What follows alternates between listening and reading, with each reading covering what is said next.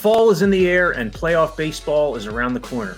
And Team Toyota has everything you need from the tailgate to the trip home. Like a great selection of new Toyota trucks and SUVs to choose from. Or a lineup with over 200 certified used Toyotas. Plus our service and collision centers are here to get you back in the game in no time. Visit one of our 3 locations in Princeton, Langhorne, or Glen Mills, or online at teamtoyota.net.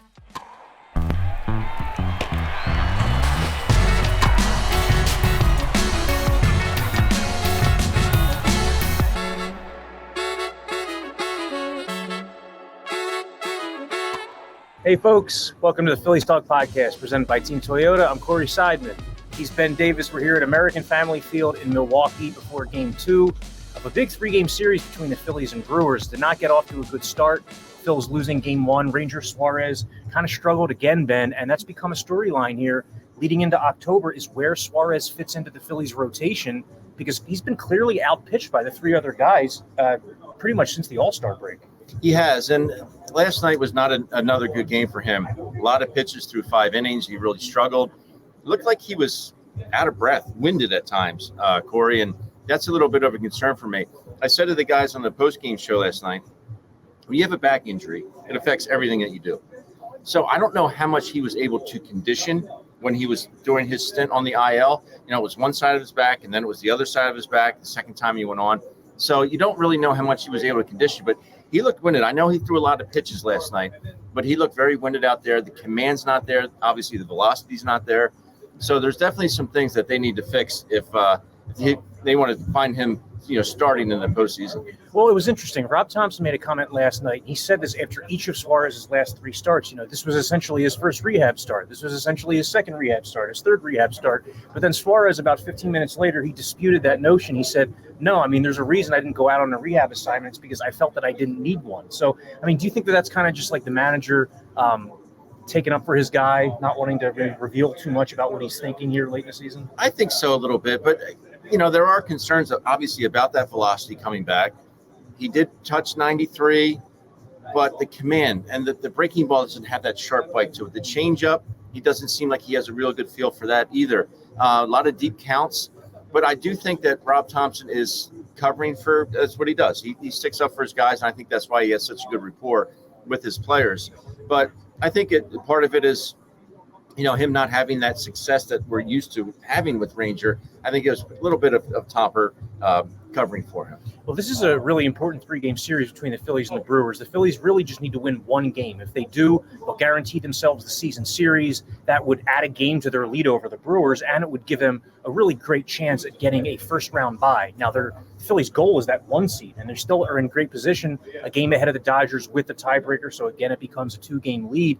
Looking at these remaining schedules, LA has 9 of their final 12 games against the Rockies and Marlins. I kind of see them going 8-1 in those games. So the Phillies can't afford to lose a series in Milwaukee, lose a series in New York. They need to keep going here. They need to, as well as they've played 21-10 in their last 31 games, they need to have a really productive final 2 weeks in order to get that top seed. They do. And obviously we know the record that the Phillies have had. It's the best record in any ballpark. 28-13 are the Phillies at Citizens Bank Park with a minimum of 20 games played. 28-13, that's a big sample size, and obviously they play extremely well. They have that hometown fans on their side, but that would do well. They play so well at home. They could get that top seed. It's only going to help them moving forward, and obviously they have their work cut out for them. They have a couple ball clubs that they need to play and play well and win series against. Well, when you look at this NL playoff field, I'm kind of the mind that any of the 6 teams can beat the others. We've kind of seen it borne out over the course of the season. The Diamondbacks played the Phillies really tough when they went out there in August. The Arizona's really skidded of late. Their pitching's going south. The Dodgers have been a juggernaut offensively at times this season, and they're as healthy as they've been in the lineup. However, they have a lot of pitching concerns. Padres have been hot in the second half, although the Phillies have had their number in recent years. Is there one of these teams that sticks out to you as a bad matchup for the Phillies? I would say the Diamondbacks. They play them the best. For whatever reason, they just have that, especially beating them in the NLCS last year. I think they have that confidence in it. Okay, we know we've been there, we've done that. We went into their house last year in games 6 and 7, and we beat them to move on to the World Series. But that's a ball club I think they match up very well against the Phillies. But another club that you're talking about is San Diego. They're playing very hot baseball right now. They're doing everything. They have a bullpen that I think that is equals to the Phillies. They have some guys that they went and traded for. Arise is getting his hits. These guys are just playing really good baseball right now, and they have a different mindset as well, and they're playing with a lot of confidence right now. Well, there's a question now as to like where the Phillies are going to slot Christopher Sanchez into their postseason rotation. And when I look at it, I would think a lot of it is going to depend on that NLDS matchup. Like if you're facing the Diamondbacks, two of their 3 or 4 best hitters are Jock Peterson and Corbin Carroll. So if you start a lefty in game 2 like Christopher Sanchez, you might be kind of neutralizing some of that threat. Whereas if you face the Mets, for example, where most of their threats are from the right side, perhaps it's Nola. I know this is a question that's been on the minds of a lot of Phillies fans. Do you think that Rob Thompson's going to lean toward the experience of Nola or the hot hand of Sanchez? I would break up the righties, me personally, Corey.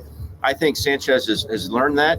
I think if you start Wheeler in game 1, especially if you have that home field advantage, we know the splits of Christopher Sanchez at home and on the road. No doubt. The ERA is 3 points higher on the road, and if he can get that second start, I like splitting up those 2 righties in Wheeler and Nola. It's probably not something that Aaron Nola wants to do, but I just look at it and see how well that he pitches at home. And again, breaking up the righty-lefty thing I think would be huge. And if it is the Diamondbacks, I think you could offset some of their lefties in that lineup. Did you have any pitchers like that stuck out in your career that a guy was just way better at home than he was on the road? And was it randomness more often than not, or was there actually like a bona fide reason? I can't remember anybody that I caught personally that it was this drastic. I mean, this is drastic. It's not like it's a small sample size either. I think a lot has to do with routine and how these guys prepare themselves, sleeping in your own bed, getting ready and having that routine, I think goes a long way. Baseball players are so routine oriented. I know I was, and a lot of these guys are. They get out of that routine, it throws them off. I had to be on the field a certain time every night, and my routine was almost down to the second. And it's, I know you could say it's superstition, whatever, but it's just the way I was. It made me think that I was ready mentally and physically to play the ball game. And I think that a lot has to do with Christopher Sanchez. Him being on the road, it just gets thrown off for whatever reason. But I think a lot has to do with routine. Those like little idiosyncrasies and superstitions, do you see guys on this team that still have those, or do you see that like diminishing through the years? Or is it as prevalent as it was like when you played? I think it is. I know it is. You see guys that do the same thing with Harper, with the way he gets in the box and he taps the plate and does off the spikes. The way Schwarber goes into home plate, he kind of shuffles up and drags his left foot. I think it's a lot of idiosyncrasies. I think are still the same. The pitchers and what they do and how they walk around the mound. I think it's definitely something that I think it's going to be that way forever. Again, because these players are so programmed in their mind, so routine oriented, and especially if they have success in doing something, they're going to continue to do that. So as the Phillies geared toward the playoffs here, and we look at some of these lineups that Rob Thompson's put out, we're seeing a lot of Weston Wilson against lefties and Cal Stevenson against righties, and you start to think like it's not just a cute story anymore. Like these guys might be playing meaningful roles in the postseason. You might see Weston Wilson starting games against left-handed pitchers. You might see Cal Stevenson in there if he's on the playoff roster. I asked Rob Thompson yesterday, like what the conversation is when you're playing Rojas or Stevenson against a right-handed pitcher, and he said it's more so about who the Phillies are starting that night. If it's a ground ball guy, more apt to start Stevenson. If it's a fly ball guy, more apt to start Rojas for the defense. But I mean, do you see that? Do you see these bench players playing key roles in the month of October? I think you're going to have to because of the splits that some of them have. You look at Brandon Marsh; he just hasn't had a good year against lefties this year. So you might see Weston Wilson out there, at least initially, to start a ball game. When you keep a lefty in a game, then Weston Wilson will be your guy. Or a righty, I think you're going to see Cal Stevenson out there in center field. That could be Cody Clemens as well. You never know what they could do. There's a couple different options there, but I do think that Rob Thompson is going to play those matchups. And it's not like they haven't gotten production out of these guys either. These guys have come up and done a very, very good job. And Buddy Kennedy, I know he just got sent down, but Buddy Kennedy was great. Cal Stevenson, Weston Wilson, these guys are productive. They can play a lot of different positions, and they give Rob Thompson a little bit more of an advantage because these guys, they're producing right now, and they feel comfortable. It's something that I will say, and I talked to Topper yesterday about it. When I came up, it was you were seen and never heard, ever, and that's the way it was. It was almost intimidating at times that to be able to just sit there in your locker and not. That's what is expected. It's not that way anymore. These veteran guys, they say, welcome into our clubhouse. You're part of our team. We want you to have success. We're going to make you feel comfortable. And I think that's really has played a big role in the success of some of these younger guys. And between like the money that a lot of these guys have made and the success they've had in their careers, you could totally see this being a clubhouse where guys would be intimidated to approach the Bryce Harpers and the Castellanos of the world. But I guess that just speaks to like the culture they've been able to create. Like that's real. It's a real thing. I know that, there's a portion of fans that like dismiss that, but I don't know. Being around this club the last 3 years, I've certainly seen it and felt it. And you see it, play out on the field when they're winning and the way they're celebrating. Celebrity cook Steve Martirano brings his Italian-American cooking back home to Philly. Enjoy Martirano's Prime at Rivers Casino and Steve's famous meatballs with Sunday gravy, prime steaks, and more. Make reservations for Martirano's Prime on OpenTable. The Phillies have spent 6 months here grinding, and they're right on the brink of clinching a postseason berth. And I know that some people are saying, like, well, are the celebrations going to be as drastic this time around, given they've been there, done that? But the other side of it is, like, these guys have been going all out every single day since February at this point. I think that they could use a celebration, some more so than others. Yeah, I mean, making the playoffs is a big deal, and it's something you're not guaranteed every year. Despite the MVPs and the All-Stars that they have on this ball club, they can falter at times. They are human, and making the playoffs is not a guarantee. So I think a little celebration is warranted. So is there anything that concerns you here as the Phillies head into the final 2 weeks? I know we talked about Ranger Suarez a little bit earlier. Anything offensively? The Phillies on Monday night is a quiet offensive night against Aaron Savali. They had their chances, didn't really come through. I guess let's start with Alec Boehm. Have you seen anything one way or the other with him since he's come back from his hand injury? No, I just hope health is my biggest concern. That's what Rob Thompson always talks about, is the health of the ball club.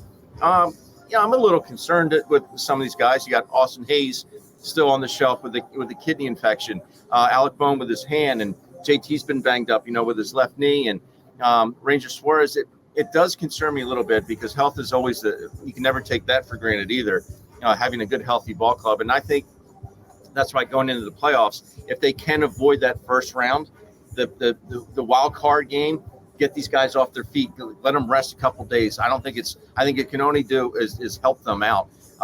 But yeah, health is always a concern of mine. Yeah, and avoiding that wild card round, it's going to give the Phillies finally the ability to set up the rotation the way they want to in a playoff series. They don't have to start Ranger Suarez in Game 1. They can start Zach Wheeler in Game 1. There's now the question about the layoff, right? Is there going to be too much of a layoff? I think the difference is that the Phillies are still playing toward that 1 seed. It's not like they're starting reserves with 2 weeks or 10 days left in the season. They're probably still going to be going all out until maybe the final weekend. Maybe that series in DC, depending on how these teams play, maybe that doesn't matter as much. But the guys that perhaps aren't going to be as involved, maybe some relievers appear a little bit fewer and farther between in games. Maybe the starters are pulled back. Maybe like Zach Wheeler's last start is 5 innings instead of 6 or 7.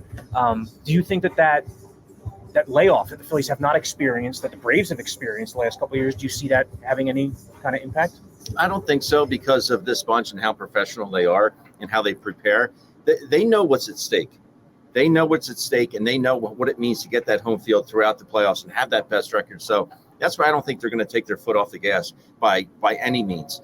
But yeah, this is something that I think there are certain things that Rob Thompson can do. Like you said, Zach Wheeler, I know he wants that Cy Young, and in my opinion, he deserves it. But it's going to come down to last couple of starts of the year. Do you send him back out there to get those numbers down even more, or do you pull him back like you said? You know what? You threw 5 great innings, Zach. We're gonna let the bullpen take this over. So I think there's a couple things you can do here and there. You can, if you have a bigger lead, maybe pull out a Bryce Harper after the 5th or 6th inning, get him off his feet, or Castellanos, who's played in every game this year. So there are some options there. Well, Chris Sale's making that decision a little easier on Rob Thompson by pitching so well, because his last start dominated the Dodgers, probably was like the final nail in the coffin of Wheeler's Cy Young hopes there. I mean, Thompson's the kind of manager who wants his guys to be able to get the accomplishments that they're seeking, and Wheeler's made he's been very clear that he wants to win a Cy Young. He added a splitter, thought it was something to take him to a new level. It kind of has. He's been one of the better splitters in all of baseball, but start to look at those numbers. Sale leads in wins, and ERA, and strikeouts. I mean, Wheeler's been a model of consistency, but again, it's just like looking like a runner-up season. Yeah, it's a shame because we know, what kind of guy Zach Wheeler is. He's just a great guy, and you always root for the good guys. But Chris Sale just is percentage points ahead of him a little bit. But my gosh, I mean, what Zach Wheeler has done going into tonight's game, 22 games he's had this year where he's pitched 6 innings or more with 2 earned runs or less. That's remarkable. And his last 8 starts, he's 5-1 with a 1.76 ERA. Wow. It's just incredible what he's been able to do. And I always say this, especially on the pre and post game shows, every 5th day, man, I would have loved to catch this guy. I would absolutely love to catch Zach Wheeler. It'd be so much fun knowing that whatever finger you put down, or I guess whatever finger you tap now with the pitch comp, whatever pitch you call, he's going to make a quality pitch for the most part with it. So that would be fun. When you just said quality pitch, like that's what stands out to me about Wheeler every start is that he fills up the zone, but it's not just strikes. It's high quality strikes. It's always like just above, it's inside just above the hands, or he's like perfectly dotting the outside corner, or that fastball, it's like just above where it can be called a strike, but it's also probably not easy for a hitter to square up. I mean, between that and like the fluidity of his delivery, he's the best pitcher in baseball, in my opinion, has been the last couple of years. Like, I don't know if there's anybody that a manager would rather turn to for a given night or a given start. Turned into one of the best pitchers in the history of Phillies baseball, especially for a guy who wasn't even homegrown, you know? Yeah, he's been outstanding and a great signing years ago. If I was a manager and I had to start him against any lineup in any situation, I'd go with Zach Wheeler because he is that good. And that's how much I trust him. That's how much I trust his composure. This guy is a power pitcher with finesse.